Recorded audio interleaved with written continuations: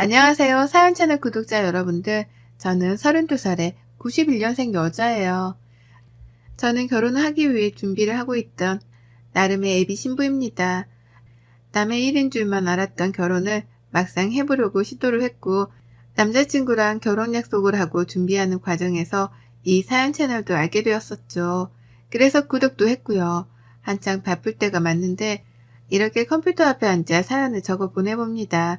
이 채널 안에는 저보다 더 오래된 인생 선배님들이 계실 테니 마음 한번 기대보자는 마음으로 이렇게 사연을 들고 와봤어요. 참 황당한 사연들을 많이 들어보셨을 텐데 제 사연도 그에 버금가는 황당하고 치사한 사연이니까 시집 앞둔 여동생을 위로해주는 마음으로 끝까지 들어주시길 바랍니다. 얼마 전까지만 해도 저는 혼자 사는 인생이 평생 갈 거라고 자부를 하며 살았어요. 시국도 어려운데 집값은 도무지 따라잡을 수가 없고 그렇다고 내 부모님께 손을 벌리기도 죄송스러우니 차라리 혼자서 지금 살고 있는 전세에 만족을 하며 재산을 잃지만 말자는 주의였던 것 같습니다. 한마디로 비혼을 추구하는 입장이었죠. 반면 4년 전부터 교제를 해왔던 남친은 저와 조금은 다른 입장이었습니다. 처음 사귀던 2년 동안에는 결혼이라는 단어에 대해서 단 한 번도 언급을 하지 않던 사람이었거든요. 물론 제가 비혼을 추구한다는 말을 간혹 꺼냈어서 제 눈치를 보느라 그랬을 수도 있고요. 하지만 2년 전부터는 가끔씩 아니 이쯤만 하면 결혼을 하고 싶다는 뉘앙스의 말을 꺼내더라고요. 지나가다 아이들만 봐도 예뻐 죽겠다며 눈을 못 떼고 집에다 바래다 주는데도 헤어지는 게 싫다면서 저한테서 눈을 못 떼는 겁니다. 차라리 결혼을 하면 예쁘라 하는 아이들도 매일 볼 수 있고 저랑 헤어지지 않아도 되지 않냐고 하면서요. 어찌나 낯뜨겁고 간질간질 거리던지요. 이런 게 연애를 하는 기분인가 싶고 이 남자가 날 많이 좋아라 하는 것보다 싶으면서도 한편으로는 부담스럽고 오만 생각이 들며 혼자 복잡했었습니다. 그런데도 정신을 차려보니 제가 결혼 준비를 하게 되더라고요. 나 좋다고 하는 남자라면 결혼해서라도 그 마음의 변화는 없겠거니 했거든요. 프로포즈를 간소히 받았고 그때부터 본격적으로 저와 남친의 결혼 준비가 시작되었습니다. 각자 직장을 다니고 각자 일이 충분히 바쁜 걸 잘 아니까 서로 평일을 터치하진 않았어요. 다만 시간적인 여유를 가지고 주말이 되면 불이 나게라도 결혼 준비를 하려 했죠. 같이 카페에 가서 인터넷도 검색해보고 샵도 하나씩 다녀보기 시작하면서 말이에요. 이왕 결혼이 이르지 못한 김에 서두를 건 없다 싶었답니다. 그렇게 두 사람의 뜻에 맞게 준비를 잘 하고 있었는데 참나 참 별거로도 트집을 잡고 싸움을 일으키는 게 시댁이더라고요. 저에게만큼은 쓰일 일이 없을 줄 알았던 그 시무라는 존재가 결혼을 코앞에 두면서는 점점 더 크게 다가오기 시작했답니다. 왜냐면 애비 시어머니가 며느리 군기를 잡겠다고 결혼 전부터 나대기 시작하셨거든요. 그것도 치사하게 먹는 거 가지고서 말이에요. 애비 시부모님은 한 달 전쯤에 처음 뵙게 되었답니다. 그 전에 더 일찍 만날 수도 있었는데 남친이 자꾸만 만남을 피하려고 하더라고요. 그런 느낌을 계속해서 받았어요. 결혼을 하게 되었으니 적어도 인사는 먼저 드리고 최소한 허락이라도 받아야 하는 게 아니냐고 물어보면 남친은 늘 상관없다고 말을 했죠. 부모님은 자신의 의사를 100% 존중을 해주시는 분들이고 이미 제 사진도 몇 번 보여줘서 제 얼굴도 알고 있다고 말이에요. 그래서 부모님을 만나는 건 충분히 나중에 해도 되는 일이라고 말입니다. 처음엔 그냥 그런 거보다 했어요. 내 얼굴도 알고 있다고 하고 남친의 의사를 존중해주는 분들이라고 하니 적어도 젊은 자식의 앞길에 죄를 뿌리지는 않는 신세대스러운 분들이겠지 싶었답니다. 저희 부모님이 약간 그런 쪽이었거든요. 저 하는 일을 말리지 않고 무조건 존중해주고 응원해주는 분들 맞이죠. 서로의 부모님이 비슷한 면이 많구나 싶어서 저로서는 오히려 더욱 호감이 갔었답니다. 그래서 남친이 하는 말대로 서두르지 않았어요. 나를 보고 싶어 한다면 예비 시부모님이 먼저 연락을 취해주시거나 필요할 때 남친이 약속을 잡아주겠거니 하면서 기다렸어요. 그러는 사이에 실제로 제가 회사 일이 바빠서 정신없이 일에만 몰두를 해야 했던 시기도 분명 있었고 그와 동시에 결혼 준비를 주말마다 해내보려고 하니 시간 자체가 너무 빠듯해서 예비 시부모님에 대한 생각은 까마득히 잊고 있었답니다. 그러는 중 남친이 한 달 전에야 예비 시부모님을 뵙자 말을 꺼내더라고요. 부모님이 저를 보고 싶어 하신다는 말이에요. 올 것이 왔다 싶었습니다. 그리고 한편으로는 너무 감사했어요. 나에게 관심이 없어서 보잔말을 안 하시는 건가 싶었는데 이제라도 보고 싶다 말씀을 해주셨다고 생각을 하니 긴장도 되었지만 설렘도 컸던 거죠. 열심히 잘 보일 준비를 했고 남친의 말에 따라 시어머니가 좋아하신다는 예쁜 꽃도 사갔고 시아버지랑 함께 나눠 드시라고 건강 홍삼 세트도 하나 사갔습니다. 이것도 제가 결혼을 먼저 한 회사 선배들한테 물어보고 또 물어봐서 정했던 선물이었어요. 제 나름 열심히 준비를 해간 선물 말이에요. 하지만 시작부터 그 선물 하나 때문에 저의 첫인상은 완전 개판이 되었답니다. 어머님이 꽃을 거들떠도 안 보시더라고요. 꽃을 들고 가는 그 순간부터 꽃에 한 5초 정도 진심을 다해 시선을 고정시키더니 제 손에 든 홍삼부터 집어서는 곧장 부엌으로 들어가시는 겁니다. 뒤따라 꽃을 들고 쫓아가면서 어디다가 놔둬야 하는 건지 슬쩍 물었는데 어머님은 에휴 쓸모있는 것도 많은데 왜 하필 꽃을 라고 대답을 하셨답니다. 정확히 이렇게요. 그 바람에 저는 눈치를 챘죠. 어머님이 꽃 말고 좀 더 돈이 되거나 먹을 수 있는 그런 것들을 바라시는 거구나 라고요. 하지만 어쩌겠어요. 이미 사온 꽃인걸요. 처음 보는 애비 며느리한테 그런 식으로밖에 말을 못하는 어머님이 살짝 밉기도 했지만 봐줬습니다. 처음이니까요. 둘 다 시어머니 대 며느리로 만나는 만남 자체가 처음이라 긴장을 했을 테니 그런 걸 대다 믿었습니다. 그리고는 꿋꿋이 버텼죠. 하지만 그날 저랑 어머님은 제대로 된 대화 자체가 되질 않았어요. 이미 어머님은 제가 마음에 안 드신다는 듯 눈도 잘 마주치지 않으셨고 급기야 제가 시아버님 도움으로 꽃병에 꽃을 꽂았는데 옆에서 절 잠깐 세워놓고 말씀하시더라고요. 너는 나이도 먹고 결혼하는 애가 시부모님 선물 사올 때 이거밖에 못 사오니? 나 같으면 홍삼 한 박스를 더 사온다거나 가방이라든지 말이야. 라고요. 그러면서 제 남친이 듣질 않게 바라시는지 목소리를 낮춰가면서 귓속 말하듯 말하시는데 기분이 쎄하더라고요. 선물을 받았으면 그냥 고맙다고 하면 될 것을 왜 이리 불만이 많으신가 싶어 말이죠. 남친 말로는 참 열려있고 개방적인 어머님이신 줄 알았는데 이제 보니 두 얼굴을 쓴 이중인격의 시모이구나 싶어 멍했습니다. 참고로 저는 저희 엄마가 어릴 적부터 할머니 그리고 고모들한테 시집살이를 당하시는 걸 진짜 많이 보고 자랐거든요. 쥐뿔도 없는 집안인데 시댁 사람들이라는 이유만으로 며느리한테 갑질하면서 일을 시키고 뽑아먹을 걸 다 뽑아먹으려고 하는 그런 집안이었죠. 그걸 보면서 결혼이라는 생활 자체에 이골이 날 만큼 난 저였습니다. 내가 엄마랑 똑같이 당하고만 살 사람이 아니다라고 생각했던 적도 수없이 많았네요.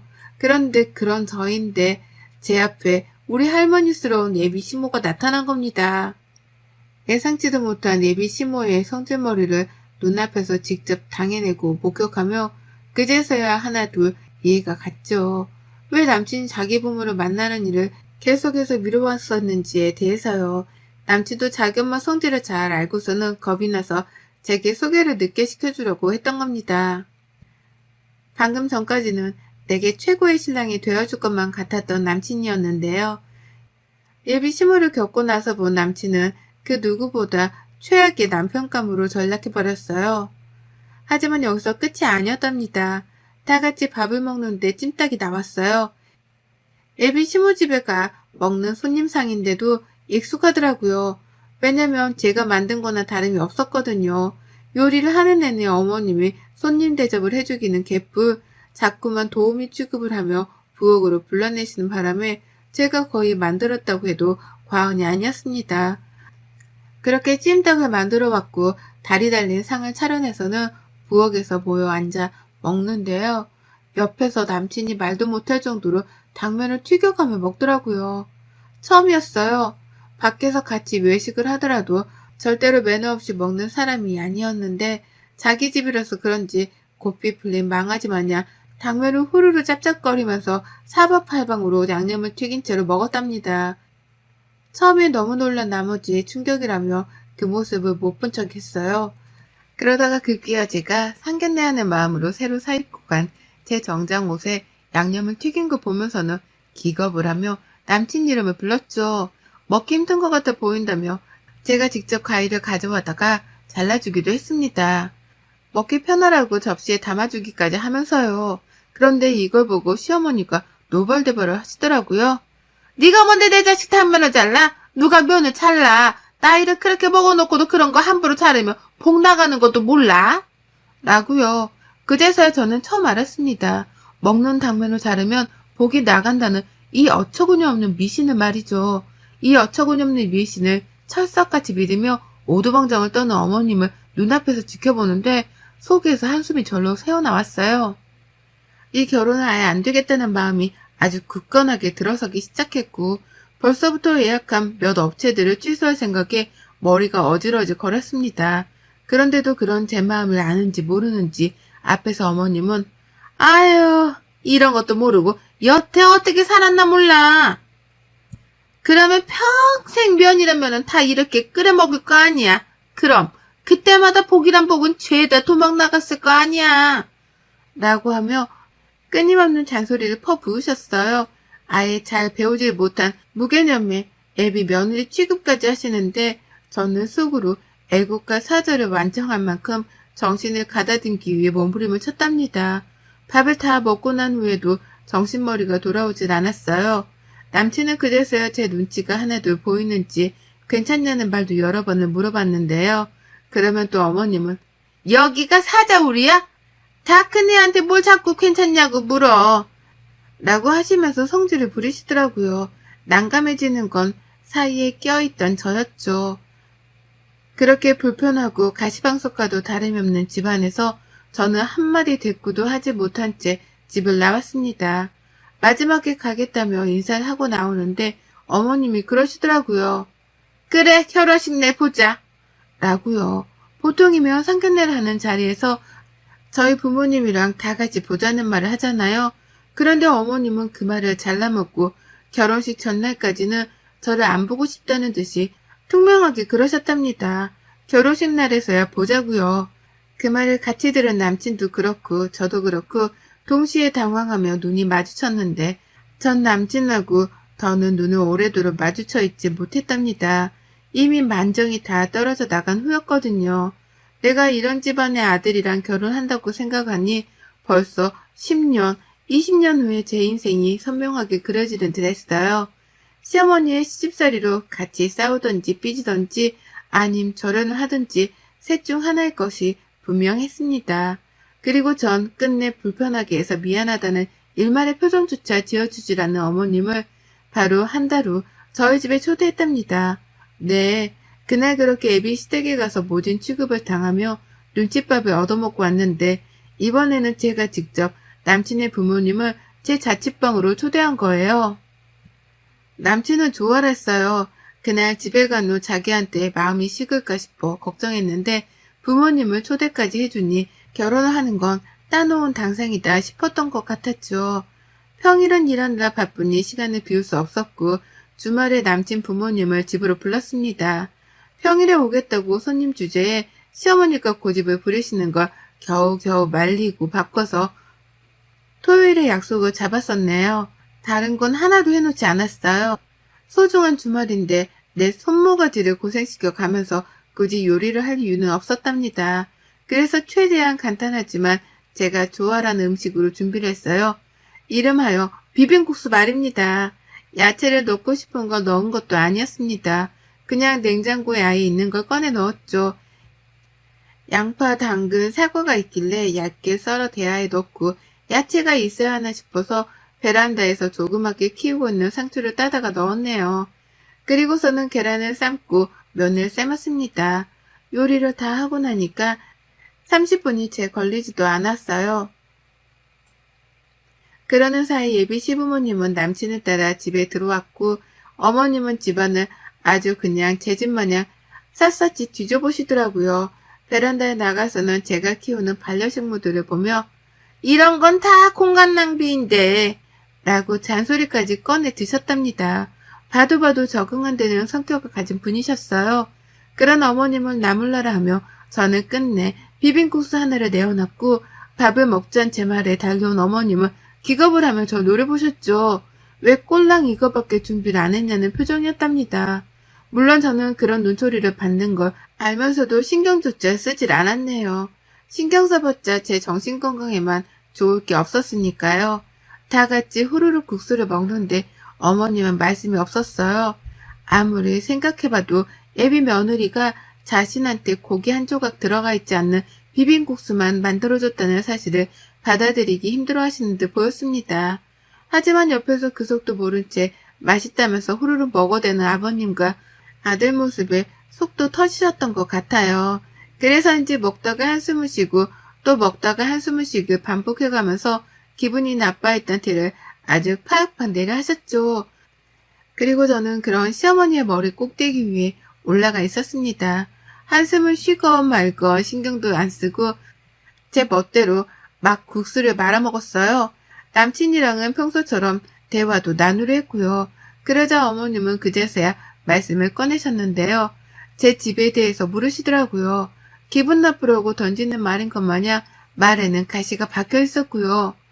너는 그래서 이 집이 천사라고? 언제 돈 모아서 집 살래 니들? 평수가 이게 넉넉할런지는 모르겠는데 결혼하면 그냥 딴 데 가서 살지 말고 여기서 쭉 살아라. 네가 살림은 다 가지고 있으니까 우리 아들은 몸만 들어와도 되겠네. 결혼이 뭐 대단한 것도 아닌데 여기서 조용히 시작해. 라고 말씀을 하며 이미 저랑 남친이 결혼을 하는 걸로 결론을 내리셨습니다. 나는 내 집에 남친을 들여서 살 생각이 하나도 없는데 어머님은 전셋집 하나 있는 며느리 덕분에 돈이 굳었다고 생각을 하신 건지 무조건적으로 이 집에서 신혼집을 차리게 할 작정이신 듯 했습니다. 당신 아들은 아무것도 들고 오지 않아도 되겠다는 말을 참 당연하다는 듯 뱉어내시더라고요. 형용할 수 없을 만큼의 화가 저를 가득 채우고 있는데 그러는 그때 어머님의 웃음 광경 하나가 포착이 되었어요. 어머님이 비빔국수를 자신의 이로 끊어서 드시더라고요. 너무 볼썽사납도록 딱딱 말이죠. 불과 한 달 전 처음 마주해서 어렵고 불편했던 애비 며느리한테 면을 잘라 먹으려 한다고 잘 배우지 못했네 어쩌네 하며 그리 혼을 내시던 분이었는데요. 정작 자신도 먹기 불편하다는 이유로 그 면을 직접 잘라서 먹는 겁니다. 복랑하게 말이죠. 그러니 제가 그 찰나의 순간을 놓치지 않으려 했죠. 이건 신이 주신 기회다 싶었으니까요. 그 꼴을 보자마자 뒤도 안 돌아보고 부엌으로 냅다 들어가 버렸습니다. 그리고는 한켠에 놓여져 있는 생면을 제 주먹 안에 양껏 쥐고서 나왔어요. 어머님은 국수를 먹다 말고 쟤가 왜 저래? 라는 말까지 하시면서 저를 뒤돌아 쫓아보셨고 그 주변을 따라 남친이랑 아버님까지도 저를 쳐다보시더라고요. 저는 그 모든 사람들의 시선을 한 몸에 받으면서 주먹에 쥔 생면을 시어머니 국수 그릇에다가 집어 넣었습니다.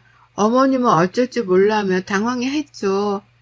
나 더는 안 먹을 거야. 이걸 왜 나한테 줘? 라고 하면서 비빔양면이 하나도 비벼지지 않는 흰 생면을 보며 맛대가리 없는 음식이라도 마주한 것 마냥 표정을 일그러뜨리셨어요. 그런 어머니께 저는 바로 잔소리를 퍼부어댔죠. 아니 복 나가는 일이라고 사람을 그렇게 망신을 줘가면서 혼을 낼 때가 엊그제인데 어머님 지금 뭐 하시는 거예요? 왜 그 면을 잘라 먹어요? 복 나가는 거 몰라요? 복 나가게 누가 면을 잘라 먹으래요? 왜 잘라 먹냐고요? 나보고는 잘라 먹지 말라면서요. 라고 말이에요. 이런 제 말에 어머님은 그제서야 제가 한 행동을 이해라도 하신 건지 입을 쫙 벌린 채로 천장을 올려다 봤습니다. 옆에서 남친은 그러네 잘라 먹었네 라면서 누구부터 말려야 하나 쌍방을 바라보며 두리번거렸고 저는 시어머니와의 눈싸움에서 지지 않으려고 일부러 더 씩씩대가며 화를 표현했어요. 어머님은 여전히 충격을 받으셨는지 전만큼이나 잔소리를 퍼붓지 못하셨습니다. 흰 생면을 보고 밥맛이라도 떨어지신 건지 젓가락까지 내려놓고서는 아유 나 안 먹어 라고 하며 새초롬하게 자리에서 일어섰는데요. 그런 어머님께 저는 두 번 생각하지도 않고 말씀드렸어요. 안 드실 거면 이제 집이나 가세요. 저랑 무슨 인연이 있으시다고 남의 집에 들어와서 밥도 안 먹을 건데 있으려고 하세요? 라고요. 그 말에 이번에 남친까지 나서서 제가 너무하다며 절 말리를 하더라고요. 어머님도 시어머니 될 사람한테 말을 그따위로 하려 한다며 화를 내기 시작하셨고요. 하지만 이내 제가 뱉어낸 말에 모든 남친의 식구들은 입을 다물어 버렸답니다. 왜냐고요? 제가 그랬거든요. 이 결혼은 이미 한 달 전에 처음 뵀을 때부터 깨졌었다고요. 이런 시어머니를 둔 집안으로는 절대로 가족이 되어 들어갈 생각이 없으니 니들끼리 김칫국 마시지 말고 얼른 남의 집에서 나가 사라지라며 선전포고를 했답니다. 결혼 생각이 일도 없는 나를 앞에 두고 왜 니들끼리 예비 며느리 예비 시어머니 하면서 김칫국을 마시는 거냐고요. 이 집이 전세인 것도 맞고 집이 좀 좁은 것도 맞지만 그래서 나 혼자 평생 살 거고 나 말고 다른 놈은 공짜로 집안에 들일 생각이 없으니 전세라도 가지고 있는 며느리는 딴 데서 찾아보라며 시어머니께는 재차 경고의 쐐기를 날렸답니다. 나한테 빌부터 아들놈을 결혼시킬 생각은 꿈에도 꾸지 말라는 뜻에서요. 그러니 어쩌나요? 어머님은 그 상황 자체가 너무 민망스럽고 자존심도 상하신 듯 보였어요. 혼자 막 알 수 없는 방언을 날리면서 아버님께 빨리 나가자고 호들갑을 떠시더니만 핸드바까지 놓고서는 바로 집을 나가버리셨답니다. 제 앞에서 망신당한 게 쪽팔려 정신없이 도망을 치셨던 거죠. 가장 뒤늦게까지 제 집에 남아있던 남친은 저한테까지 재차 묻더라고요. 정말 결혼을 안 하려고 하는 거냐고, 정말 이게 진심이냐고 말이죠. 왜 갑자기 밥을 먹다 이렇게 싸움이 커진 거냐고, 저번에 집에서 엄마한테 혼이 나서 그런 거냐고 말이에요. 이 일을 가지고서 남친은 겨우 예비 시어머니한테 혼이 나서 버린 저의 복수 같은 걸로만 취급을 하려 하더라고요. 심각성을 잘 알지 못하는 듯 보였답니다. 그래서 저는 재차 확답을 해줬어요. 너랑 결혼 안 해. 안 해! 라고 말이에요.